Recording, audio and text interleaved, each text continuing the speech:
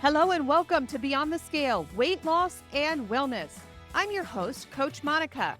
I'm joined today by Coach Darcy, and we are here to guide you through the ins and outs of a lifestyle that's transformed not just our lives, but the lives of countless women navigating the waves of perimenopause and menopause.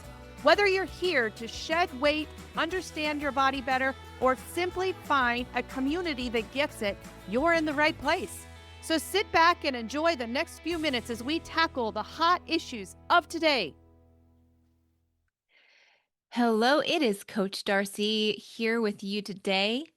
I am so glad that you have decided that you are interested in seeing what Coach Monica and Coach Darcy had to say today. Welcome to our podcast. And today I'm inspired, and I'm inspired by something that I am very passionate about and wholeheartedly believe that everyone needs to try to do. I'll get to that in a minute. In our coaching practices, we advocate for weight loss. That is our foundation. Coach Monica losing 130 pounds, myself losing 70 pounds with whole foods and eating healthier, and essentially the ketogenic lifestyle. That's our foundation. That's where this company was founded on. And we believe that. We believe anyone that is willing to do the hard things will find themselves in a amazing place of healing and freedom, and maybe it's freedom for the first time. Today, I want to talk about a tool that I advocate for in those coaching practices. When somebody is wanting to lose weight and they want to get healthy, it's not just about, oh, what am I going to eat today? Oh, what did I have too much of? Is this too many carbs? Is this not enough carbs?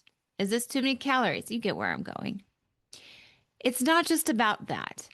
We believe that it is a pillar of four things that hold your journey together for a long-term lifestyle change. We believe that you need to work on not only the body, the physical part, but you need to work on the mind and the spirits and also the social part of it because that matters, unfortunately. But today I'm going to talk a lot about the mind. I never knew when I decided to say, hey, Coach Monica, I will coach other people. I will guide them along the way to figure out like how I can help them lose their weight. What can I do to guide them and encourage them? It was a half-hearted thing at first because I didn't really understand the task at hand and how big of a honor it is to help somebody find that freedom. And over the years, I have learned, I think I'm going into this 5 years now as coaching. I have realized that it is a great honor to guide somebody along their journey, to encourage them, to hold them accountable, to give them some new inspiration for their journey to succeed and to go with flying colors. And like I always say, you have to do the hard things. You have to want to do the hard things. And yeah, the want is pretty on that ledge of like, does anybody ever really want to stop eating donuts? Does anybody ever really want to be different than everybody else on the standard American diet? No. But I believe that over the years, when you see how food can heal you and help you fuel your body, that is a want. It is a want to have what your body can actually do to its fullest capacity. So, aside from that, in conversation with clients, we talk about the food. We talk about the here and there's of, okay, what did you eat that may be stalling you? What did you not eat enough of this week? And frankly, that's not the only thing that people struggle with. It is the mental side of things, the social side of things that start to cause them to self-sabotage or to have FOMO, the fear of missing out. And I never realized going into this as a coach that I would be doing more life coaching guidance than helping them focus on their foods. Because I believe that we choose our foods for a reason. There's a root reason why we are always, when we are depressed or anxious or even joyful, where we go and turn to a certain type of food and we indulge in that. And then it's not just one time of the month, it's two times or three times or four times. Like there is a reason for the way we are. And that is my personality, my joy. I love to figure out why I work the way I work. Why does one choice that I make actually reflect on something that I used to do as a child? Funny story, in college, I took psychology my freshman year and because I was guided to tell I was guided by my counselor or my other professor, guidance counselor, whatever she was, saying, "Hey, yeah, you can totally do psychology. It's a foundational course you need to take eventually. You might as well take it now and get it over with." And fact of the matter is that the courses that I was taking for my major took up 24/7 of my life.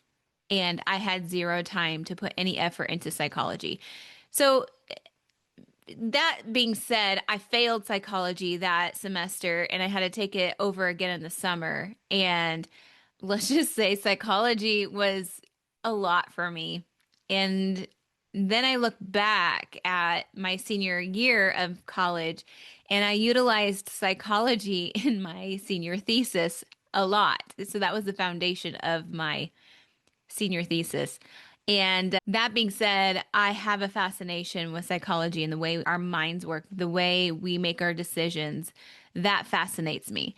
So, this being said, I am going to read, I'm going to try to read because I have terrible handwriting, but I'm going to read one of my journal entries because I believe, and this is where I'm headed, I believe that journaling is such a major tool for us to be using.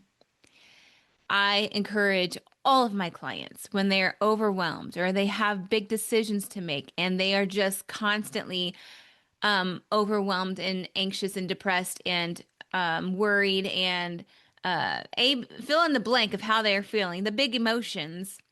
I say, hey, you know what would be a great thing is to get it out of your head. And it's not just talking it out. Talking it out helps. I love how people go to counselors. I don't go to counselors, but just being honest, um, it's just helpful to find somebody that is willing to listen and not try to fix you. Because essentially, it's self discovery that helps you, I believe, fix you the most. That's just my opinion. Whether that be right or wrong, I don't know. But this is my opinion. So, what I'm going to do is um, I'm going to read a journal entry. And then what I'm going to do is I'm going to help you go through what I just read because it's not going to make sense and why would I even write this? But this explains a lot of how I work as a human being to this day. And I just want you to be encouraged and also on high alert here. Whatever you say, whatever you do, no matter if you even know if it's true or not, or if you ever see it, the way you are to people can greatly affect somebody for the rest of their life. So, here we go. Now, bear with me. Like I said, I have terrible handwriting, and this is a handwritten journal. I titled this Buried, and I wrote this in January in 2024. Remembering my childhood, I came across a childhood habit. One, I believe, derives from being the youngest of four, but I loved to play and imagine. Barbie was the top favorite of mine, from building their homes out of Friday night Aldi grocery trip cardboard boxes to different party gatherings that spread across the floor of our bedroom. But Saturday was the day Dad took care of us since Mom worked at Grammy's shop. She was a dog groomer, side note. Saturdays were dubbed cleaning day, aka stay out of Dad's hair day. And side note again, I completely understand this and why my dad did this now that I'm older. When you had three girls that lived in a small space together, it was bound to be untidy. To view this room with my adult eyes, I know why my parents were not happy with the sight of the bedroom being destroyed. My 7-year-old self did not see a problem with this mess that everyone else noticed. When we had Saturday to clean, my wise sister, Sherry, 4 years older than me, she's my middle sister, would know and handle the assignment well. Me, I took this time to rediscover the things that were buried over time, and I got distracted. Needless to say, I got tattled on a lot from her because I did not understand it as well then, but when the timer came out by the end of the day and all of a sudden reality hit, I had been awakened by the real reality of my bedroom. The things I was digging up quickly began to bury me. I felt overwhelmed, emotionally panicked, anxious, and my body went numb. I could not move all of a sudden. I had become a sloth. Yet that timer was still ticking. But like a golden glowing light, my sister always was there to help me out of the pit. She would always have a plan for one, to bribe me, but as desperate as I was, I always took her up on it. With her help, my anxious self quickly had the energy of a working horse. The piles that she would sort out for me helped not only clean my room quicker, but to see that it wasn't as difficult as I was seeing it. When it was when I saw it when it was all mangled and together and overwhelming. She got in the mess with me and showed me how to get out. I'd be lying if I told you that that was the only time that had ever happened, but like any difficult situations, we have to relapse or forget or fail a few more times. Sherry helped me simplify my mess, and as I look back to many times she did this for me, I see myself doing this for my own kids and now my own clients. I can parallel the events like the one in my childhood to the rest of my own grown up life. College, marriage, I let the junk in my life, the busy lifestyle, the chaos pile up. I didn't have my sister there to bail me out, but I went to go fix my own chaos, my own emotions with food and anger and depression and anxiety. I froze like a sloth. When I shook myself awake, I could resort to making simplified lists and piles, little by little. I knew how to get myself out of a mess, but I still battled with food. That foundation was a mess, porous like a sponge. As an emotional person, that was my comfort. I denied this fact for my whole life because I was to be a joyful person, happy. I know and knew who I was. Denial. Those were the emotions and feelings I desired, but didn't have. Until my coach with the answers I needed came along, and of course, I tried my way first, until I had to admit that my way was not the answer. As soon as I accepted this and gave in to the help, that is when the rest of my holes in my foundation were filled with strong materials. I found a new life that was truth, freeing, stable, and yet simplified. Years later, I can be grateful that I was protected by the wings of my sisters, that I was taught the 1% progression, the balance of the body, mind, and spirit. I could not have done this alone. That was my entry. That was a very vulnerable moment for me, but there's a reason. As you can understand, I think that when we write about our past history, as dirty and hard and sometimes inspirational and having aha moments of like, I know why my dad sent us down and to have Saturdays as cleaning days because that kept us busy. He knew that we were going to find treasures and that the way he was telling us to get our rooms cleaned by the end of the day, that was our guideline. And he had the other day to do what he needed to do on Saturday while we were cleaning our rooms. Now, that's not what this is about. It's about the fact that when I go back and read my journals, I can see the highlights in my journal. That would be my personality of getting overwhelmed with chaos easily and yet getting distracted by my treasures. And when I have a task to do, even though I'm under pressure, I still become a sloth when I'm overwhelmed, when it's so much that it buries me.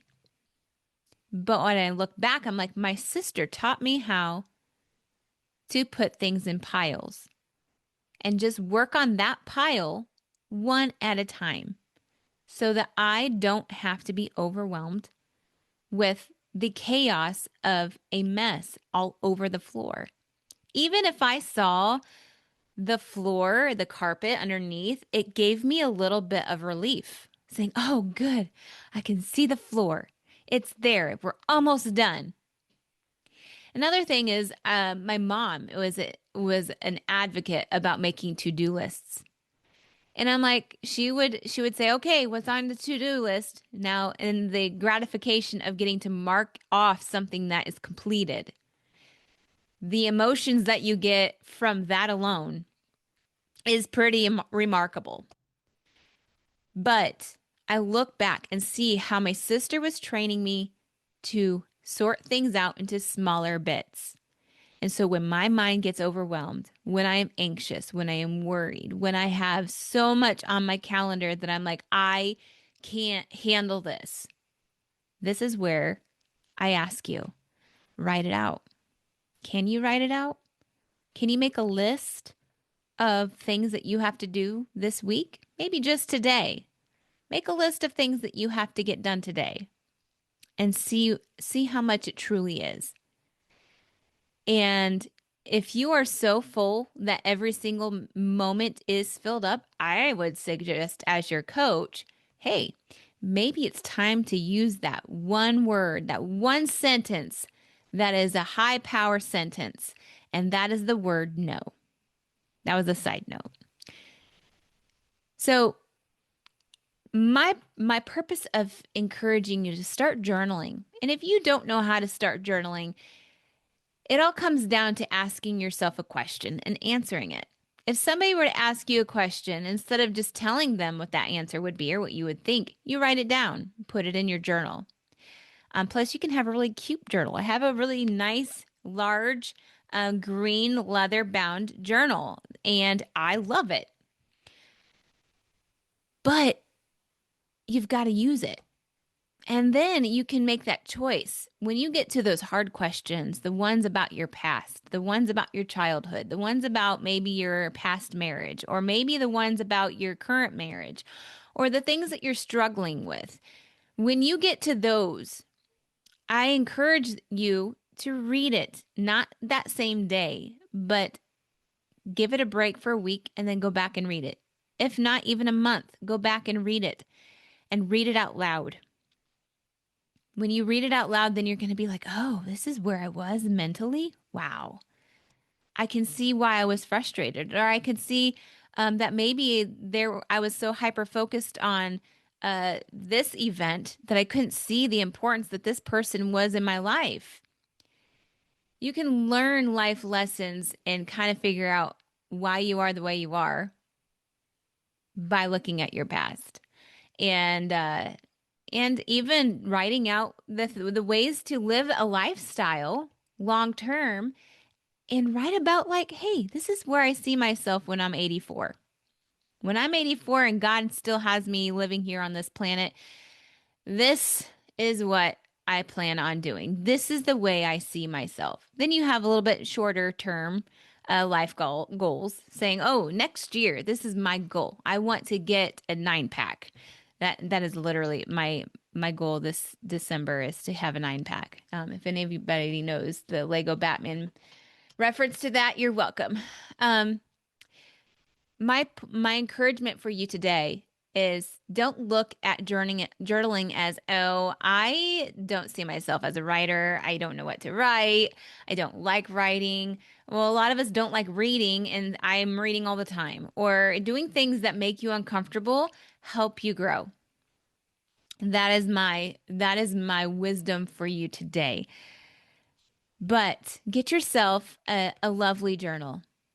And it doesn't have to be journaled in every single day. I think you can journal in it when you have a lot going on in your mind and going around and starting to, when we keep it in our mind, I forgot to add this, when we keep it in our mind and our thoughts are just sitting there, it festers, it gets moldy, it gets gross, it gets like, I, I see it as just, if you were to stick, I don't know, if you were to stick a silly putty somewhere and not have the wrapper around it being in that little egg. And then you're going around, carrying it around, handing it out, rolling it around on the ground. It's going to collect a bunch of garbage in it. And it's going to be hard to pick out.